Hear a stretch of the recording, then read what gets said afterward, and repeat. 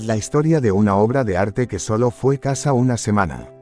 El Capricho de Gaudí se construyó entre 1883 y 1885. Su ubicación, el municipio cántabro de Comillas, no es casual. En dicho siglo, esta villa se convirtió en un lugar habitual de veraneo de las familias de la aristocracia, así como del propio rey Alfonso XII. Máximo Díaz de Quijano, concuñado del marqués de Comillas, era entonces un indiano que preparaba su vuelta a España. Una familiar suya, Isabel López Cibru, que se había casado con el mecenas de Antonio Gaudí, Eusebi Güell, fue quien puso en contacto al indiano con el arquitecto. Pero Gaudí, que entonces se encontraba inmerso en la construcción de la Casa Vicens, delegó la dirección de las obras en su compañero Cristóbal Cascante. Para ello, este último se basó en maquetas y planos del artista catalán. Sin embargo, el indiano apenas pudo disfrutar de su capricho una semana, los días que tardó en fallecer después de su regreso a España. El edificio pasó entonces a manos de la hermana de Máximo Díaz de Quijano, cuyo hijo llevó a cabo una serie de reformas. Tras la Guerra Civil, la casa sufrió el abandono. El edificio se vendió en 1977 y pasó por la mano de varios propietarios, convertido en restaurante. Finalmente, en 2010 se musealizó y abrió sus puertas al público. Por supuesto, no puede hablarse del exterior de El Capricho de Gaudí sin hablar de la torre que lo corona.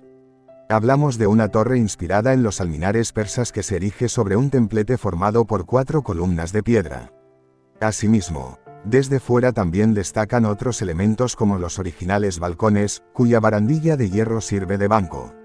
Esta es la parte más visible de la villa Máximo Díaz de Quijano, pero no la única, pues la fachada sur se dedicó a las estancias más privadas.